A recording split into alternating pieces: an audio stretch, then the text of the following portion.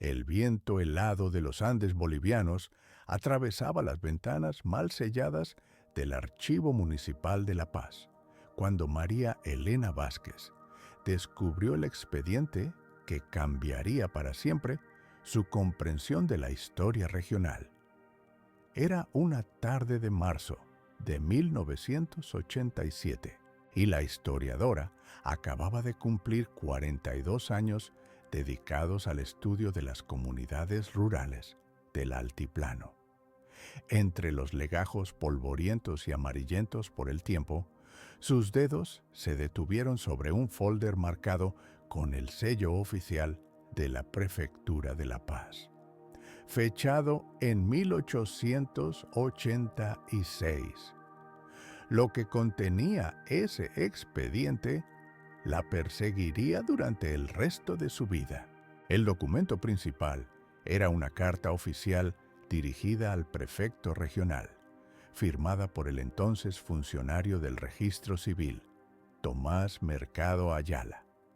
La caligrafía, aunque elegante, traicionaba la urgencia con que había sido redactada, pues algunas palabras aparecían manchadas por gotas que parecían lágrimas o sudor. Excelentísimo señor prefecto, comenzaba la misiva.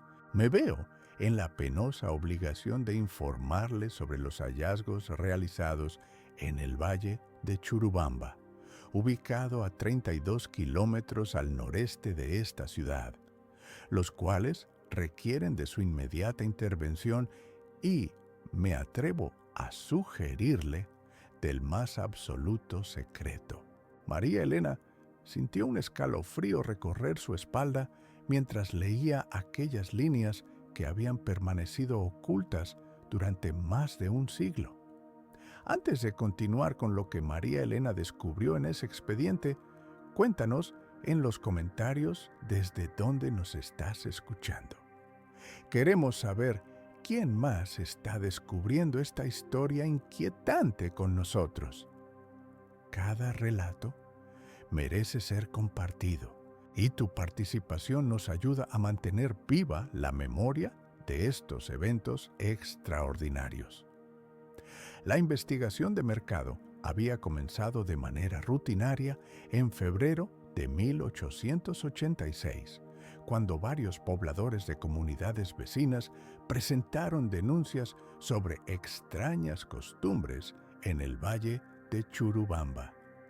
Los denunciantes, campesinos de las aldeas de Achacachi y Pucarani, relataban encuentros perturbadores con los habitantes del valle, a quienes describían como gente de aspecto peculiar que evitaba todo contacto con forasteros.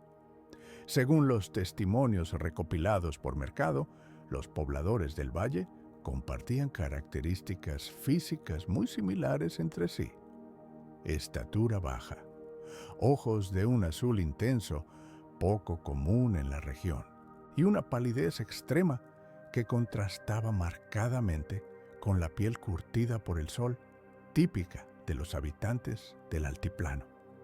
El funcionario había decidido investigar personalmente después de recibir un testimonio particularmente inquietante de Fortunato Quispe, un comerciante de coca que transitaba regularmente por los senderos andinos. Quispe aseguraba haber sido testigo de una ceremonia matrimonial en la que los novios parecían hermanos gemelos, tanto que era imposible distinguir uno del otro. El comerciante describía cómo los habitantes del valle reaccionaron con violencia cuando él intentó acercarse, persiguiéndolo durante varios kilómetros, hasta que logró escapar bajo la protección de la oscuridad. Mercado emprendió su viaje al valle de Churubamba el día 12 de febrero de 1886, acompañado por 2 guardias civiles y un intérprete de quechua local llamado Sebastián Mamane. El valle se encontraba enclavado entre 2 formaciones montañosas que lo ocultaban completamente de la vista desde los senderos principales. accesible únicamente a través de un estrecho desfiladero que parecía diseñado para mantener alejados a los visitantes no deseados. La vegetación era escasa y de aspecto enfermizo, con árboles retorcidos que proyectaban sombras inquietantes sobre el suelo rocoso. El silencio era absoluto, roto únicamente por el eco de sus propios pasos sobre la piedra. La primera vivienda que encontraron estaba construida con piedras irregulares y barro, siguiendo un patrón arquitectónico que Mercado no había visto en ninguna otra parte de Bolivia. Las ventanas eran pequeñas y estaban protegidas por gruesas cortinas de lana que impedían ver el interior. Cuando se acercaron a la puerta, ésta se abrió antes de que pudieran llamar, revelando a una mujer de aproximadamente 30 años, cuyo aspecto confirmó inmediatamente los testimonios previos. Piel extremadamente pálida, ojos azules penetrantes y facciones que parecían talladas con demasiada precisión, como si hubieran sido moldeadas por la misma mano, una y otra vez. La mujer se identificó como Esperanza Churubamba, un nombre que inmediatamente llamó la atención de Mercado por la repetición del apellido. Cuando él preguntó sobre esta peculiaridad, ella respondió con naturalidad que todos en el valle compartían el mismo apellido desde tiempos remotos, pues descendían del mismo antepasado fundador. Su voz tenía una cadencia extraña, como si hablara en un dialecto del español que había evolucionado de forma aislada durante generaciones. Mercado notó que pronunciaba ciertas consonantes de manera diferente, creando sonidos que le resultaban familiares, pero ligeramente distorsionados. Esperanza los invitó a pasar, y el interior de la vivienda reveló detalles aún más perturbadores.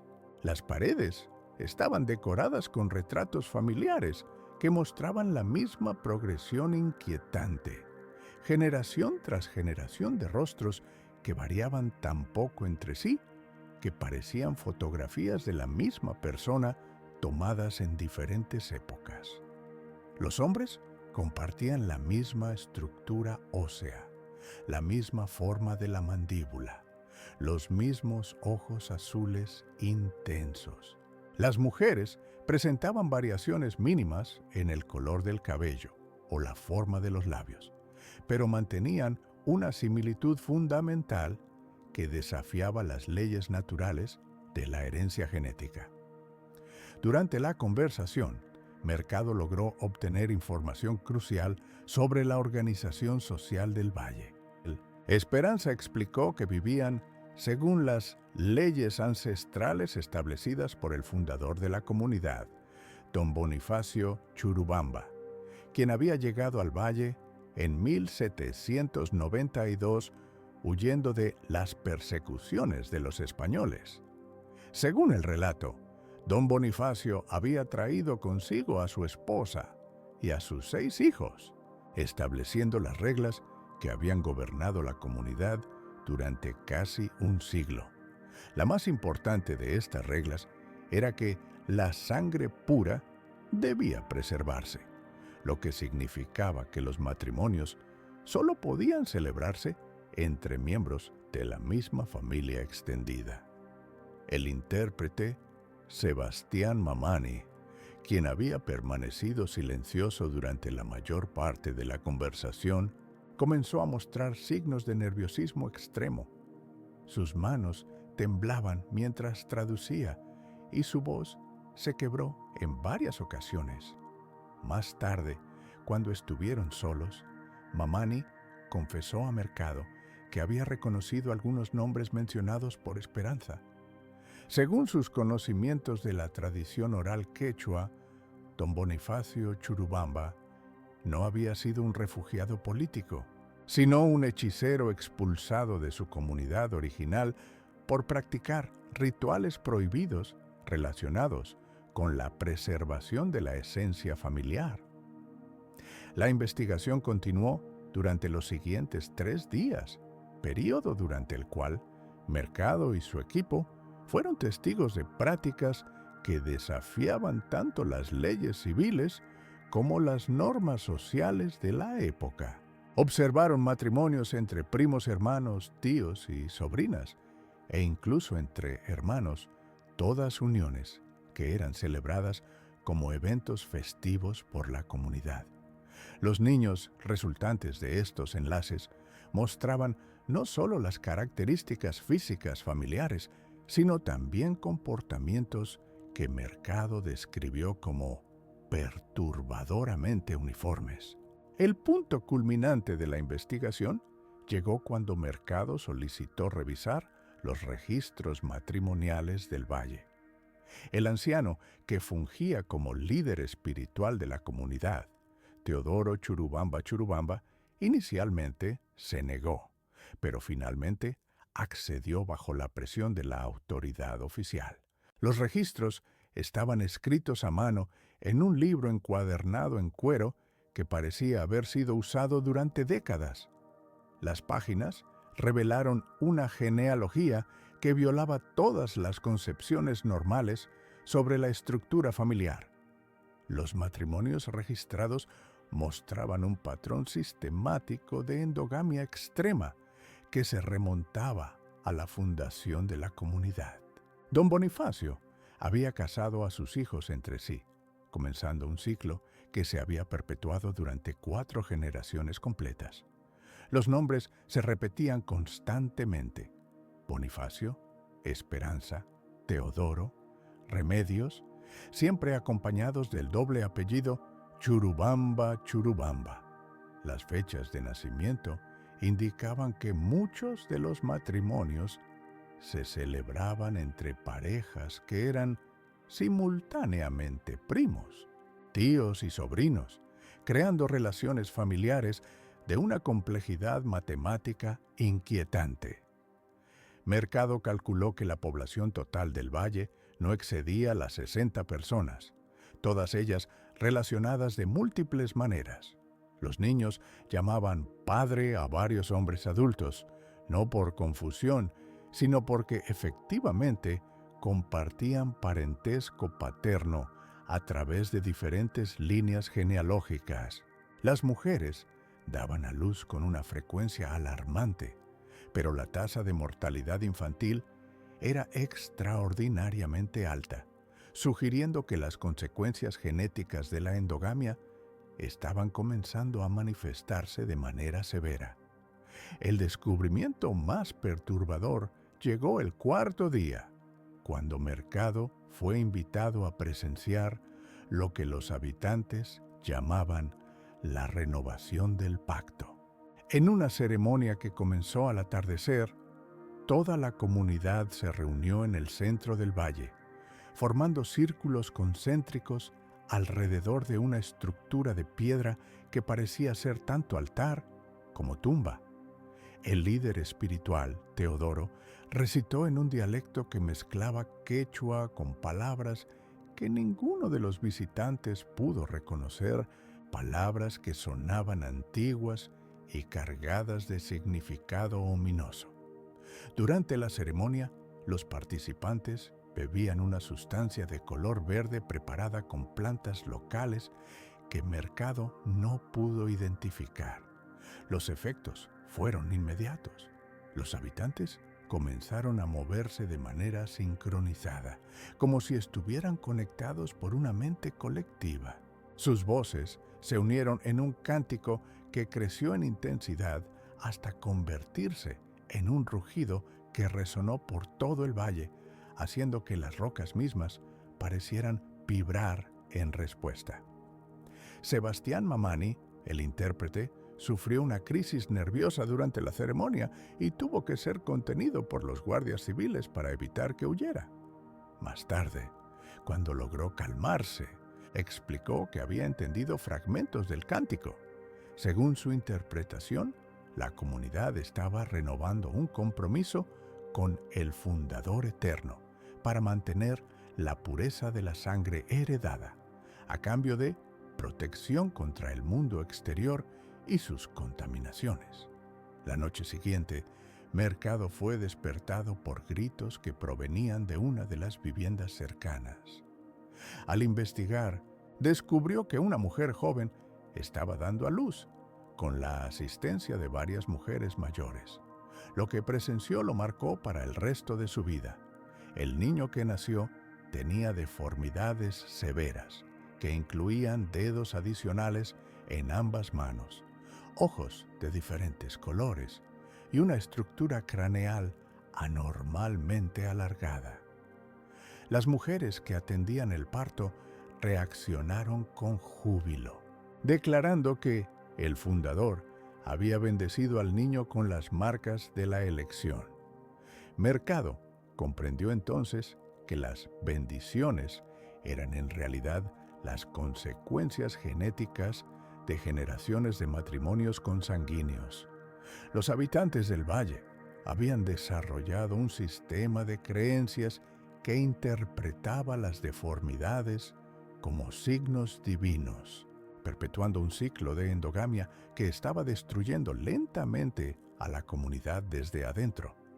Las características distintivas que él había observado en todos los pobladores no eran simplemente similitudes familiares, sino manifestaciones tempranas del colapso genético que llegaría a su punto culminante en las generaciones futuras.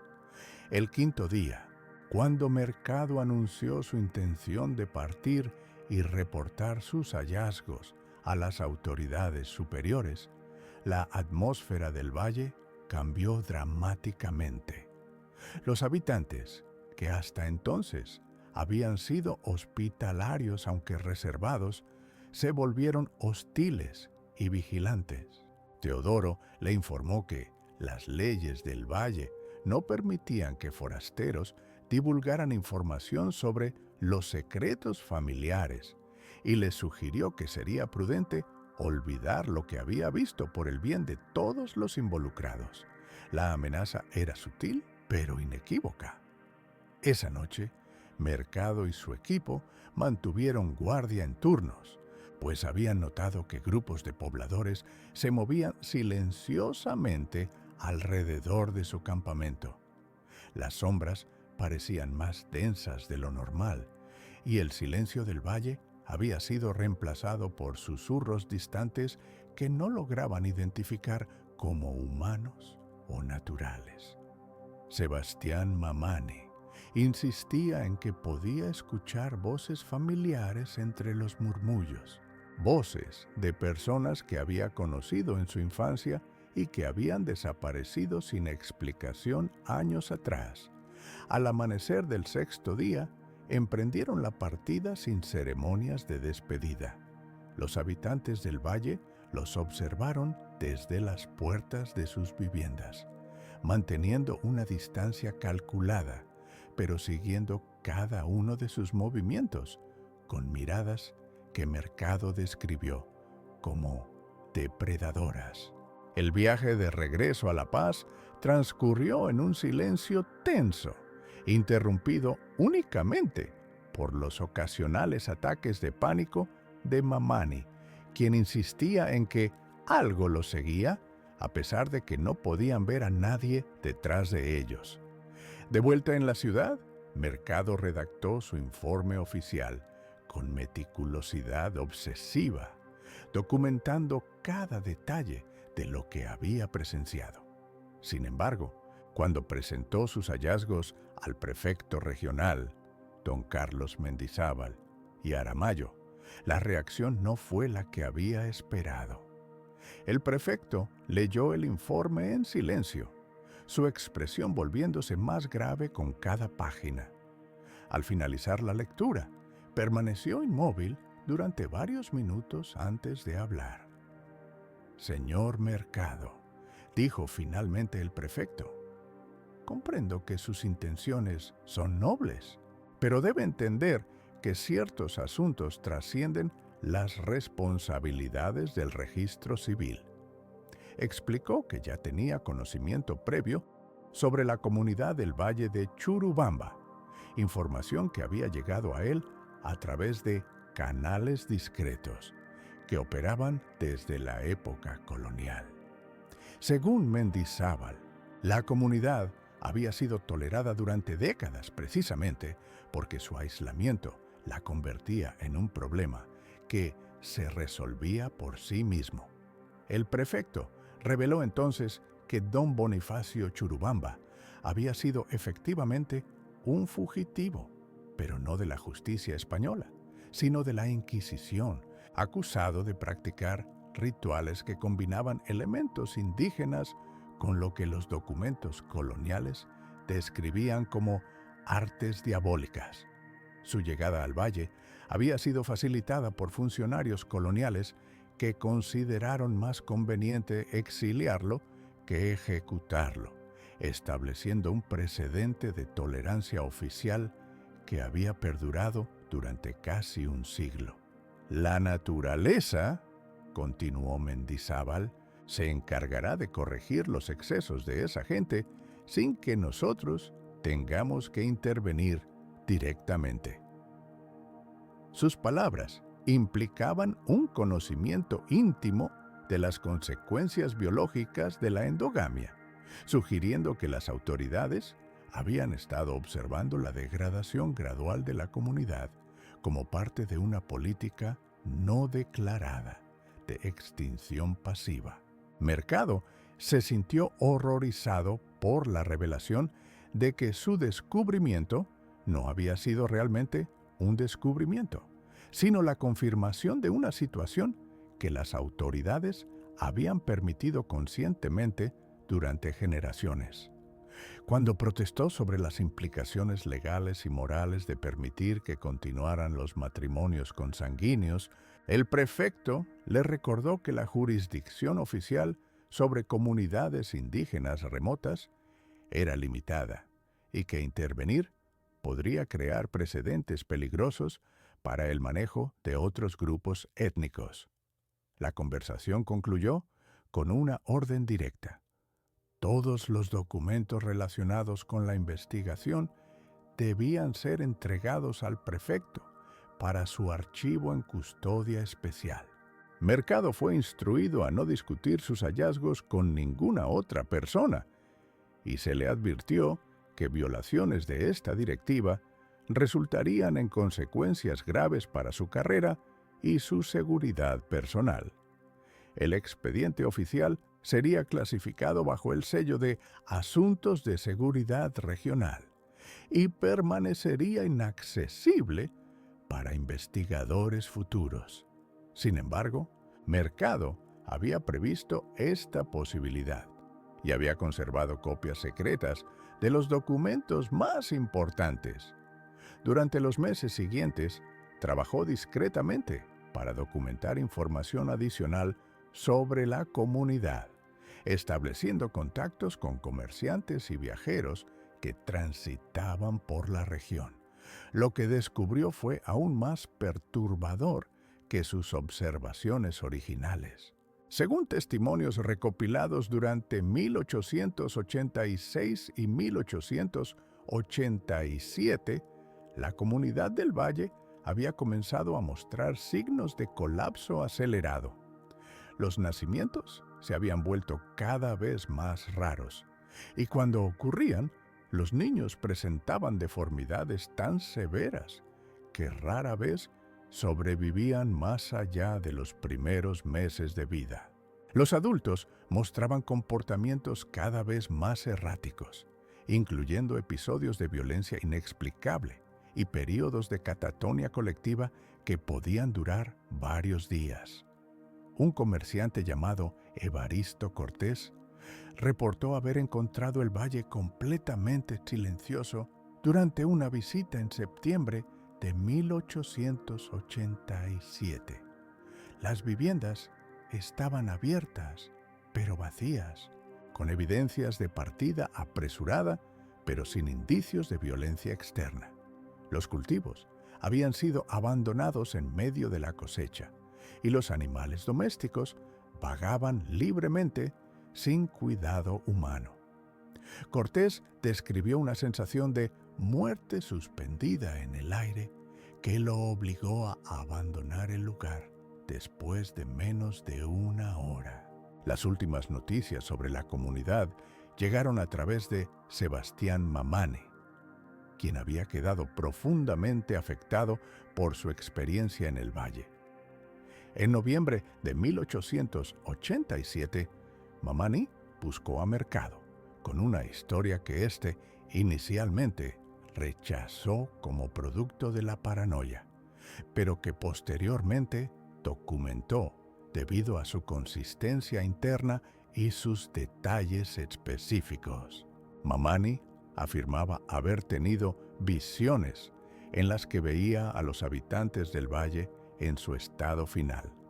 Según estas visiones, los sobrevivientes de la comunidad habían desarrollado una forma de conciencia colectiva que les permitía compartir pensamientos y sensaciones, pero que también había eliminado su individualidad personal. Describía imágenes de grupos de personas moviéndose en perfecta sincronización, como partes de un organismo mayor, comunicándose a través de métodos que trascendían el lenguaje convencional. Las visiones de Mamani incluían detalles sobre el destino final de la comunidad que resultaron ser proféticos cuando fueron confirmados por exploradores posteriores. Según su relato, los últimos habitantes del valle habían tomado la decisión colectiva de completar la transformación mediante un ritual que los convertiría en guardianes eternos del secreto familiar. Este ritual, celebrado durante el solsticio de invierno de 1887, había resultado en la desaparición física de todos los participantes. Los exploradores que visitaron el valle en los años siguientes encontraron evidencia que apoyaba parcialmente el relato de Mamani. En el centro del valle, la estructura de piedra que había servido como altar durante las ceremonias había sido modificada para incluir nichos individuales, cada uno conteniendo pertenencias personales, pero ningún resto humano. Los nichos estaban marcados con nombres familiares: Bonifacio, Esperanza, Teodoro, Remedios, todos seguidos del doble apellido Churubamba. Mercado trabajó durante años para encontrar explicaciones racionales para la desaparición de la comunidad, pero cada nueva evidencia parecía confirmar los elementos más perturbadores del relato de Mamani. Investigaciones arqueológicas informales revelaron que la estructura de piedra había sido construida sobre fundaciones mucho más antiguas, posiblemente de origen preincaico, sugiriendo que el valle había tenido significado ritual durante siglos antes de la llegada de Don Bonifacio. El análisis de los registros genealógicos que Mercado había copiado reveló patrones matemáticos que desafiaban las probabilidades naturales. Las fechas de nacimiento y muerte mostraban correlaciones imposibles con eventos astronómicos, y los nombres se repetían en secuencias que seguían progresiones numéricas complejas. Un matemático consultado discretamente por Mercado describió los patrones como diseñados artificialmente, como si alguien hubiera manipulado conscientemente la genealogía familiar para alcanzar resultados específicos. En 1892, 5 años después de la desaparición de la comunidad, Mercado recibió órdenes oficiales de destruir todos los documentos relacionados con el valle de Churubamba. La orden llegó firmada por el nuevo prefecto regional, quien había reemplazado a Mendizábal tras su muerte súbita por causas no especificadas. Según las instrucciones, la destrucción de los documentos era parte de una reorganización administrativa que buscaba eliminar expedientes obsoletos o de relevancia limitada. Mercado obedeció oficialmente, organizando una ceremonia pública en la que quemó los archivos en presencia de testigos oficiales. Sin embargo, había conservado copias adicionales que escondió en su residencia personal. Estas copias fueron descubiertas por María Elena Vázquez cuando investigó la casa de Mercado, la cual había sido convertida en archivo histórico después de su muerte en 1915. La investigación de María Elena reveló que Mercado había continuado documentando información sobre el valle hasta su muerte, manteniendo correspondencia secreta con exploradores y antropólogos que visitaron la región durante las décadas siguientes. Sus cartas describían expediciones que encontraban evidencias inquietantes, herramientas abandonadas que mostraban técnicas de manufactura desconocidas, plantas cultivadas que no correspondían a ninguna especie catalogada, y formaciones rocosas que parecían haber sido modificadas con propósitos rituales. Pero el descubrimiento más perturbador en los papeles de Mercado fue una serie de fotografías tomadas por un explorador alemán en 1908. Las imágenes mostraban el valle en estado de abandono total, pero incluían detalles que contradecían las expectativas naturales. La vegetación había crecido en patrones geométricos perfectos, creando diseños que solo eran visibles desde puntos elevados. Los edificios abandonados mostraban signos de deterioro que no correspondían con el clima local, como si hubieran sido expuestos a condiciones ambientales diferentes de las del altiplano boliviano. Una de las fotografías capturó algo que Mercado describió en sus notas como la presencia residual. En el centro del valle, donde había estado la estructura de piedra ceremonial, la imagen mostraba una formación de sombras que creaban la ilusión óptica de figuras humanas en posición de círculo ritual. El fotógrafo alemán había intentado tomar imágenes adicionales del mismo lugar desde diferentes ángulos, pero las fotografías posteriores mostraban únicamente rocas dispersas, sin patrón aparente. María Elena pasó meses analizando los documentos de Mercado, buscando confirmación independiente de los eventos descritos. Su investigación la llevó a archivos parroquiales, registros militares y testimonios de familias descendientes de los comerciantes que habían transitado por la región durante el siglo XIX. Gradualmente, emergió un patrón de corroboración que sugería que los eventos del valle de Churubamba habían sido reales, aunque su interpretación permanecía abierta a debate. Los registros parroquiales de las iglesias cercanas mostraban referencias oblicuas a la gente del Valle Maldito, en documentos fechados entre 1790 y 1890.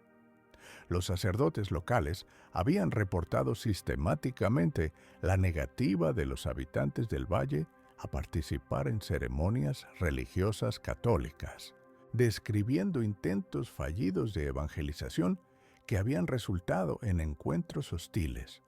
Un documento particularmente detallado, fechado en 1843, describía un incidente en el que un sacerdote había sido expulsado violentamente del valle después de intentar realizar un bautismo. Los testimonios familiares recopilados por María Elena revelaron que el conocimiento sobre el valle de Churubamba había persistido en la tradición oral local durante generaciones. Las familias descendientes de comerciantes y arrieros conservaban relatos sobre el lugar donde las familias se casaban consigo mismas y el valle que desapareció sin dejar rastro. Estos relatos incluían detalles específicos que coincidían con las observaciones documentadas por Mercado, sugiriendo que la información había sido transmitida con precisión notable a través de las generaciones. Sin embargo, cuando María Elena intentó localizar el valle físicamente utilizando las coordenadas y descripciones geográficas proporcionadas por Mercado, descubrió que la topografía de la región había cambiado significativamente. Un terremoto ocurrido en 1948 había alterado las formaciones montañosas, bloqueando el acceso al desfiladero descrito en los documentos originales. Las expediciones organizadas por María Elena encontraron evidencia de avalanchas y deslizamientos que habían modificado permanentemente el paisaje, haciendo imposible confirmar la ubicación exacta del valle.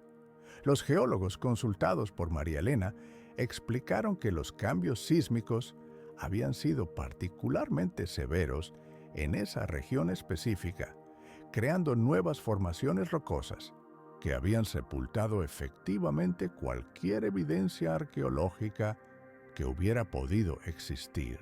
La coincidencia temporal entre la desaparición de la comunidad y la posterior destrucción geológica del sitio añadía una dimensión adicional de misterio a la historia.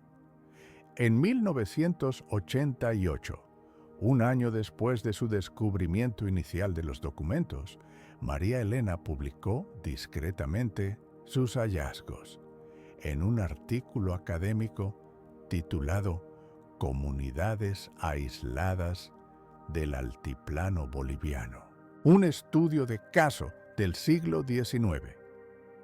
El artículo presentaba la información de manera académica y objetiva, evitando las interpretaciones más especulativas, mientras documentaba meticulosamente los hechos verificables.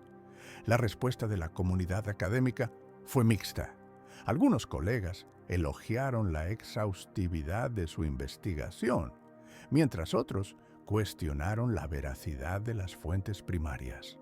La controversia se intensificó cuando María Elena fue contactada por descendientes de funcionarios bolivianos del siglo XIX, quienes afirmaron poseer documentos adicionales relacionados con el caso. Estos documentos, que habían sido conservados en archivos familiares privados, contenían correspondencia oficial que confirmaba la existencia de políticas gubernamentales diseñadas para manejar comunidades problemáticas a través de métodos de aislamiento y extinción pasiva. Los documentos revelaban que el caso del Valle de Churubamba no había sido único, sino parte de un patrón más amplio de manejo oficial de grupos sociales considerados inconvenientes por las autoridades coloniales y republicanas. Pero la revelación más perturbadora llegó cuando María Elena descubrió que algunos de los apellidos mencionados en los documentos del siglo XIX continuaban apareciendo en registros contemporáneos de la región.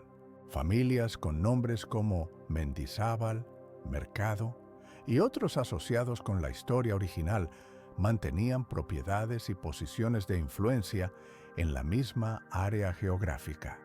La investigación genealógica reveló conexiones familiares que se extendían desde la época colonial hasta el presente, sugiriendo que el conocimiento sobre el Valle de Churubamba había sido preservado y transmitido a través de redes familiares específicas.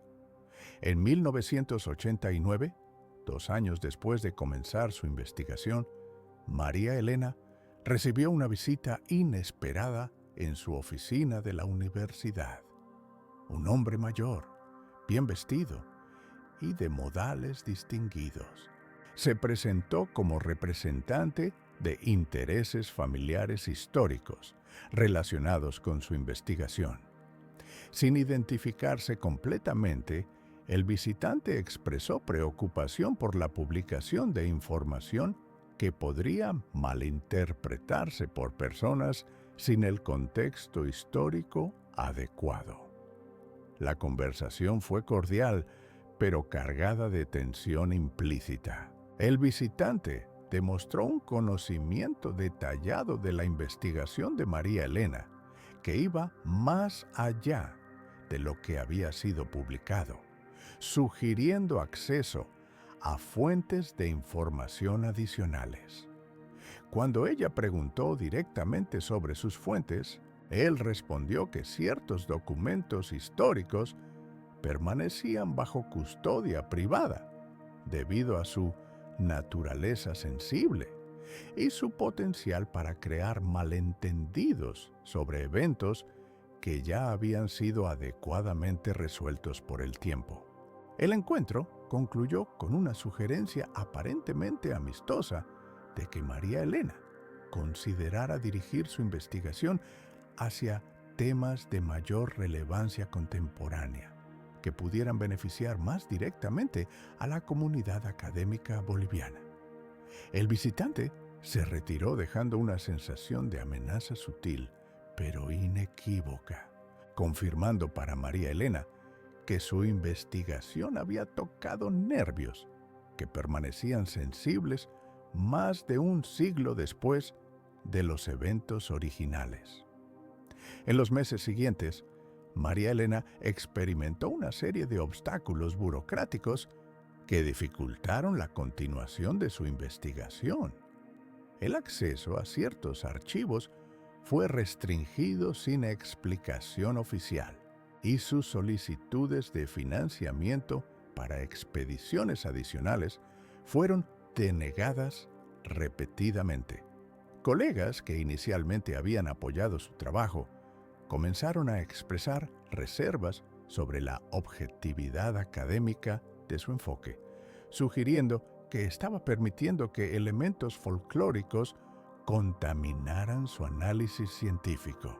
A pesar de estos obstáculos, María Elena continuó recopilando información de manera independiente, estableciendo contactos con comunidades indígenas que conservaban tradiciones orales sobre la región. Estos contactos revelaron que el conocimiento sobre el valle de Churubamba había persistido en formas modificadas dentro de las culturas locales, transmitido a través de advertencias sobre lugares que debían evitarse y familias que no debían ser molestadas. Los ancianos de varias comunidades quechuas y aymaras compartieron relatos que describían al valle como un lugar donde los ancestros habían cometido errores que ofendieron a la Pachamama. Según estas tradiciones, la tierra misma había rechazado a los habitantes por violar las leyes naturales de la familia y la reproducción. Los relatos incluían descripciones de señales sobrenaturales que habían precedido la desaparición de la comunidad, cosechas que se pudrían antes de madurar, animales que nacían con deformidades y niños que hablaban en lenguas que nadie podía comprender. Una versión particularmente detallada del relato, compartida por una anciana de la comunidad de Achacachi, describía el final de la comunidad como un proceso gradual de transformación hacia la piedra. Según esta versión, los habitantes del valle habían perdido gradualmente su humanidad, volviéndose cada vez más parecidos a las rocas que formaban las paredes del valle. El proceso había culminado en una ceremonia final, en la que los últimos supervivientes se habían convertido literalmente en parte del paisaje, permaneciendo como guardianes pétreos del lugar y sus secretos. La anciana advirtió a María Elena que, Algunas historias no deben ser contadas completamente, pues al hacerlo, uno invita a los antiguos errores a repetirse en el presente. Esta advertencia resonó con los obstáculos que María Elena había estado enfrentando, sugiriendo que fuerzas contemporáneas continuaban trabajando para mantener ocultos los secretos del Valle de Churubamba. En 1991, 4 años después de su descubrimiento inicial, María Elena tomó la decisión de suspender públicamente su investigación, citando la falta de evidencia física concluyente y la imposibilidad de verificación independiente de las fuentes primarias. Sin embargo, en privado, continuó documentando información adicional y mantuvo correspondencia con investigadores internacionales que habían mostrado interés en el caso. Los documentos que María Elena había descubierto permanecieron en el Archivo Municipal de La Paz, catalogados de manera que los hacían accesibles para investigadores futuros, pero difíciles de localizar sin conocimiento específico de su existencia. Su decisión de preservar el acceso a la información mientras evitaba la publicidad adicional reflejaba un compromiso entre la responsabilidad académica y las presiones que había experimentado.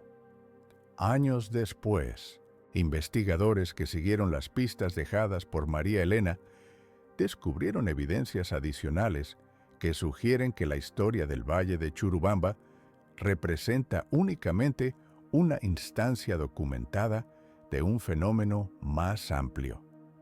Archivos en otros países sudamericanos contienen referencias a comunidades similares que practicaron endogamia extrema durante periodos históricos comparables, muchas de las cuales desaparecieron en circunstancias igualmente misteriosas.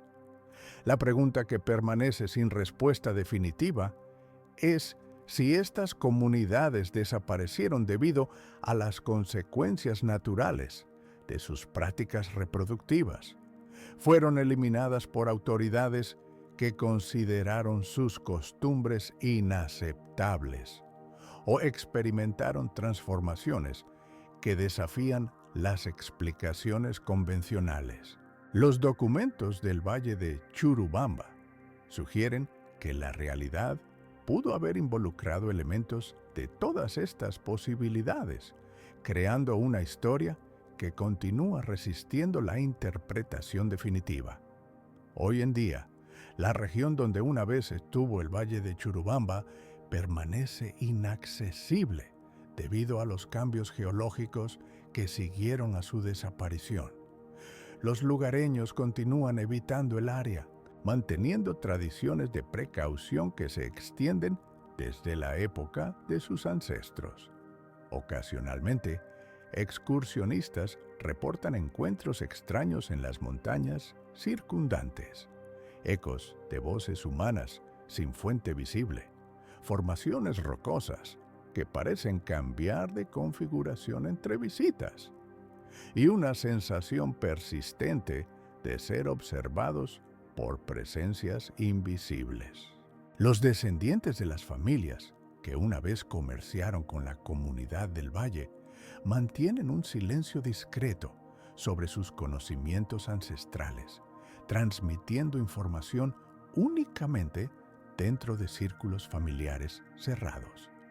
Este patrón de secreto intergeneracional sugiere que el legado del Valle de Churubamba continúa influyendo en las dinámicas sociales de la región, más de un siglo después de la desaparición física de la comunidad original. La historia permanece como un testimonio inquietante de las formas en que el aislamiento social y la endogamia extrema pueden crear ciclos destructivos que se perpetúan a través de generaciones, transformando gradualmente a las comunidades, hasta que se vuelven irreconocibles para el mundo exterior.